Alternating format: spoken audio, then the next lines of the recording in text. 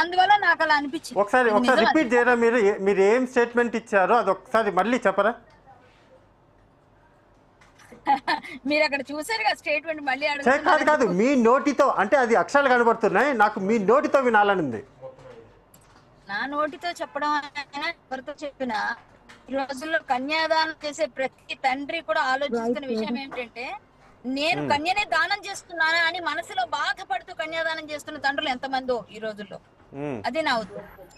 అంటే కన్య కాని దానమా కన్యాదానం అంటే? ఓపెన్ గా చెప్తే అండి, చిన్నప్పటి నుంచే చైల్డ్ అబ్యూస్ అన్ని స్టార్ట్ అయిపోతున్నాయి. అప్పటి నుంచే వాళ్ళు అన్ని విధాలు అయిపోతారు. మీరు ఒక స్టేట్మెంట్ను అలా వదిలేశారు. వాటర్ మీకు ఎటువంటి ఇన్సిడెంట్లు వచ్చాయో ఏమో పక్కన పెడితే, మీరైతే ఒక స్టేట్మెంట్ని ఆన్ వదిలేశారు. ఇలా వదిలేసిన తర్వాత మీరు ఒక ఆలోచన రాలేదా?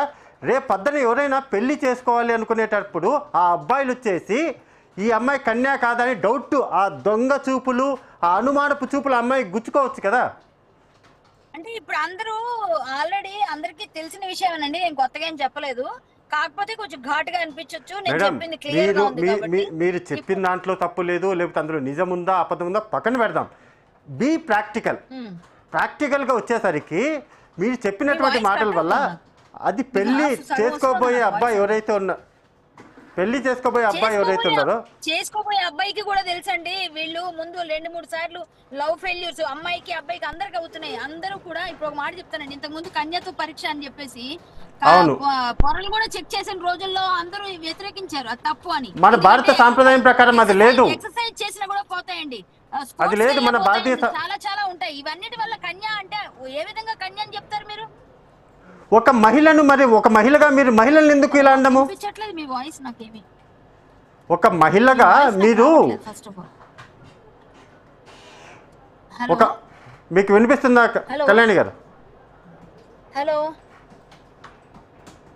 ఒకసారి మీరు ఒక్కసారి ఫోన్ సిగ్నల్ ఒక్కసారి మీ కార్ ఆపి మాట్లాడరా? సిగ్నల్ కట్ అవుతుంది. ఒక్క 10 నిమిషాలు కార్ ఆపుకుంటే మనం ఈ కన్యాదానం గురించి కొట్లాడుకుందామా, లేకపోతే ఈ కన్యాదానం గురించి డిస్కషన్ చేద్దామా? ఏదో ఒకటి అయితే జరుగుద్ది. కన్ఫర్మ్ ఇది. పీసారు ఒకసారి కర్ణాటక లేని వాయిస్ నాకు మళ్ళీ కనెక్ట్ చేయరా ఈ లోపల? లేదు అసలు నేను ఏం చెప్పగలను, మీరు ఏం అడుగుతున్నారో నాకు వినిపిస్తే నేను ఏమైనా చెప్తాను. కళ్యాణి గారు ఒక్కసారి మీరు హోల్లో ఉండండి. మా పీసార్ మళ్ళీ మీకు రీకనెక్ట్ చేస్తారు, ఆ వాయిస్ వచ్చేలాగా చేస్తారు. ఈ లోపల అసలు ఏంటి డిస్కషన్కి సంబంధించి కూడా మనం కూడా చూద్దాం ఈ మొత్తం వ్యవహారంలో. ఓకే కళ్యాణి గారు, ఇప్పుడు ఓకేనా? ఇప్పుడు అండి ఓకే వినిపిస్తుంది, ఇప్పుడైతే వినిపిస్తుంది. ఇప్పుడు వినిపిస్తుంది. ఓకే, ఇప్పుడు మీరు ఇచ్చినటువంటి స్టేట్మెంట్ అంతా కూడా బాగానే ఉంది. కన్య కాని దానం అనే స్టేట్మెంట్ ఇచ్చారు. ఓకే, మరి అబ్బాయిలు మిస్టర్ పర్ఫెక్ట్ ఉన్నారా? తల్లిదండ్రి ఎందుకు ఆలోచిస్తున్నారంటారు అంటే, మన వాళ్ళ పిల్లలు బయటికి వెళ్తే వీళ్ళ ప్రమేయం ఉన్నా లేకున్నా కూడా చాలా రకాల అబ్యూస్ గురవుతున్నారు.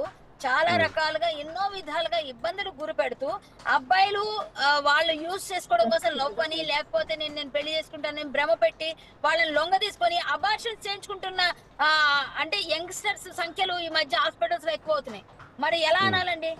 మరి దాని అర్థం ఏంటి? మీ మాటకు నేను ఒప్పుకుంటున్నాను. పెళ్లికి ఈ పిల్లలందరూ బాగుండాలి, ఆరోగ్యాలు చెడిపోకూడదు, ఈ హెచ్ఐవీలు బారిన పడకూడదు. ఇప్పుడు ఎక్కడైతే ఈ మన కార్పొరేట్ సంస్థల్లో పనిచేస్తున్నారు వాళ్ళందరికీ హెచ్ఐవీలు ఉన్నాయని ఈ మధ్య అంతా పెద్ద సంచలనం వార్తలు. ఇవన్నీ ఎందుకు సడన్ గా మహిళలకు సంబంధించి అందులోని పెళ్లి చేసుకోబోయేటటువంటి అమ్మాయిల గురించి, వాళ్ళ తల్లిదండ్రుల గురించి, ఈ కన్యాదానం గురించి ఎందుకు గుర్తుకొచ్చింది కళ్యాణి గారు?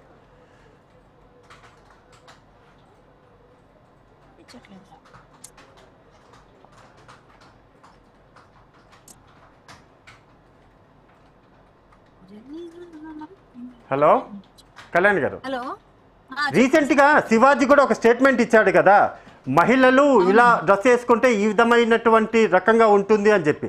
అది ఒక పక్క దాడి జరుగుతూనే ఉంది మహిళల మీద, అవునా కాదా? సార్ ఇప్పుడు శివాజీ గారు ఇచ్చిన ఇంకొకరు ఇచ్చిన ఇప్పుడు యాక్సెప్టెన్సీ లేదండి జనాల్లో, చాలా వరకు లేడీస్ లో. ఎందుకంటే ఆడవాళ్ళు మంచిగా ఉంటేనే వాళ్ళ ఇల్లు బాగుంటుంది, పిల్లలు బాగుంటారు. మేడం మన రాజ్యాంగం మనకి ఇచ్చిన హక్కు మేడం. 18 సంవత్సరాలు దాటిన తర్వాత ఎవరికి ఇష్టం వచ్చినట్టు వాళ్ళు ఉండొచ్చు. బట్టలిప్పు తిరగమని అవును 18 సంవత్సరాలు, అవును మేడం 18 సంవత్సరాలు వచ్చిన తర్వాత ఎవరికి ఇష్టం వచ్చినట్టు వాళ్ళు ఉంటారు. మీరు ఎవరు చెప్పడానికి, శివాజీ ఎవరు చెప్పడానికి, అసలు ఏం అవసరము అది అడుగుతున్నా నేను. నాకు తెలియదు, కనిపించలేదు మరి ఎక్కడ. నాకు మీకేమైనా కనిపిస్తే నాకు పంపించండి. ఏది 18 సంవత్సరాలు దాటిన వాళ్ళు ఇష్టం వచ్చినట్టు మేడం. 18 మేజర్ మైనర్ అని 2 ఉంటాయి. మేజర్ మైనర్ అని 2 ఉంటాయి కదా. మైనర్ అని 2 ఉంటాయి కదా.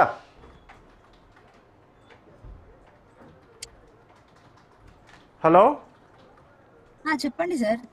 మేడం మేజర్ అని ఒకటి ఉంటుంది, మైనర్ అని ఒకటి ఉంటుంది. అవునండి కదా.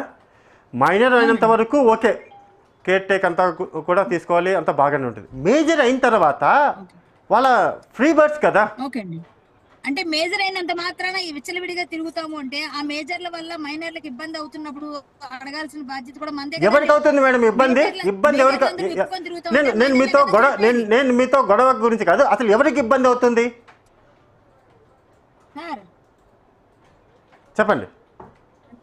మేజర్లు అందరూ విప్పుకొని తిరుగుతాం, మాకు నచ్చినట్టు మేము ఉంటాం. విప్పుకొని తిరగట్లేదు మేడం, ఇక్కడ మీరు విప్పుకొని తిరగండి అని చెప్పలేదు. మీరు అక్కడ పెట్టినటువంటి స్టేట్మెంట్ లో కన్యలు అని దానికి సంబంధించి ఇప్పుడు తల్లిదండ్రులకు గుండెల మీద ఒక గుణపం లాగుంటుంది. ఇప్పుడు మా కూతురు ఏంటి, నిజంగా అమ్మాయికి లవర్ ఉన్నాడా, ఈ అమ్మాయి కన్య అవునా కాదా అని కన్న తల్లిదండ్రులకు మీకు ఒక భయం అయితే పెట్టారు, ఒక భయం అయితే పెట్టారు మీరు. మా కూతురు కన్యనా అవునా కాదా అనే భయాన్ని పెట్టారు మీరు. కొంచెం నాకు పేరు వచ్చింది అనేసరికి నేను డైరెక్ట్ చెప్పడం మొదలు పెట్టా, ఇలాంటి క్యారెక్టర్స్ అని చేయట్లేదండి నేనని మానేసుకున్నాను. మానేసుకుంటే ఇవి కాబట్టి మరి మీరు ఇంక ఇప్పుడు వేరంగా యంగ్ గా ఉన్నారు, మీరు ముసలి అవ్వలేదు, మీకు అమ్మమ్మ క్యారెక్టర్ ఎలా ఇస్తామని చెప్పి ఆపేశారు. ఇవ్వకపోతే మానేయండి అని హరికథ చెప్పుకుంటున్నా. నాకు సమాజం పట్ల బాధ్యత ఉంది. కళ్యాణి గారు నా క్వశ్చన్ చాలా స్ట్రైట్ గా ఒకటి ఉంది, మీరు ఎటో వెళ్తున్నారు. మీరు ఏం అడిగారు కూడా నాకు తెలియట్లేదు. మీ వాయిస్ నాకు ఇప్పుడు ఓకేనా? మీరు ఇలా వీడియో రాకపోతే ఆడియో తీసుకోండి, సరిగ్గా వస్తుందేమో. మేడం మీరు కారు ఆపాలి మేడం. మా పీసీఆర్ చెప్తున్నాను, నాకు మీ కారు మూవ్ అవ్వడం వల్ల మీకు నా వాయిస్ రావట్లేదని మా పీసీఆర్ చెప్తున్నారు.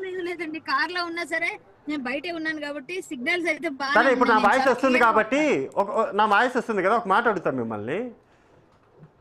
తల్లిదండ్రులకు ఇక పైన వాళ్ళ కూతురు స్కూల్కి వెళ్ళో లేకపోతే కాలేజీలకు వెళ్ళో ఏదైనా ఉద్యోగానికి వెళ్ళి వచ్చిన తర్వాత మీ స్టేట్మెంట్ చూసిన తర్వాత ఒక అనుమానం చూపులతో చూస్తారు. ఈ అమ్మాయి ఇప్పుడు మా కూతురు కన్యా కాదా అని ఎంత పెయిన్ ఉంటుంది తెలుసా ఆ చూపుల్లో. అటు వీళ్ళకు ఉంటుంది, అటు వాళ్ళకు ఉంటుంది. ఇది ఒక సినిమాలో కూడా పెట్టారండి, సేమ్ స్టేట్మెంట్, సేమ్ డైలాగ్. ఎవరో హీరోనో ఏదో ఒక సినిమాలో కూడా ఉంటుంది. సినిమా మేడం, సినిమా ఏముంది మేడం, సినిమా ఏముంది, 3 గంటల సినిమా. సినిమా అంటే అబద్ధం అనే, జస్ట్ అది ఫర్ మనకు ప్రేక్షకులు. సినిమా అనేది కేవలము ప్రేక్షకులు డబ్బులు వెళ్ళి చూసి వస్తారు. తెలుసండి, తల్లి తండ్రి ఇప్పుడు పంపిస్తున్న వాళ్ళు జాగ్రత్త పడతారు పిల్లల కోసం. నేను ఇలా స్టేట్మెంట్ ఇచ్చానంటే అయ్యో మన పిల్లని మనం జాగ్రత్తగా చూసుకోవాలి, మానిటరింగ్ చేసుకోవాలి. ఏ విధవ ఏం చేస్తున్నాడో, ఏ విధవ వెనకబడుతున్నాడో, ఎవరు ఎలాంటి వాళ్ళు. మగవాళ్ళని సూపర్ సుఖంగా ఉన్నారని నేను చెప్పలేదు కదా ఎక్కడ. మగపిల్లలు ఉంటే చెయ్యి 2 చేతులు కలిస్తేనే చప్పట్లు. అమ్మాయిలు చెడగొట్టేది మగపిల్లలే. మరి ఇద్దరు కలిసి చెడిపోకుండా ఉండాలంటే మేడం ట్రెండ్ మారింది లేండి మేడం. మగపిల్లలు మాత్రమే చెడగొట్టట్లేదు, ఇప్పుడు అమ్మాయిలు కూడా ఉన్నారులేండి. అంటే 2 వైపులు అందరూ కాకపోయినా కొంతమంది ఉన్నారు. 2 చేతులు కలిస్తేనే చప్పట్లు కదండి. అదే నేను కూడా అదే చెప్తున్నా. సౌండ్ అనేది ఇలా వస్తుంది. ఇప్పుడు మీరు తల్లిదండ్రులకు ఈ విధంగా ఉండాలి అని మీరు జాగ్రత్తలు ఇవన్నీ కాదు, వాళ్ళలో భయాన్ని మీరు క్రియేట్ చేశారు. ఆ భయం పోగొట్టడానికి ఏం చెప్తారు?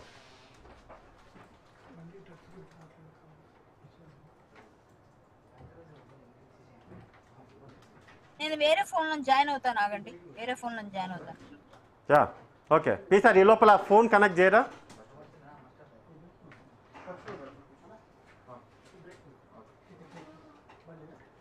రైట్. సో కరాటి కళ్యాణి చెప్తున్నటువంటి వర్షన్ ఏదైతే ఉందో ఆ వర్షన్లో ఆమె ఇచ్చిన స్టేట్మెంట్కి ఇప్పుడు చెప్తున్న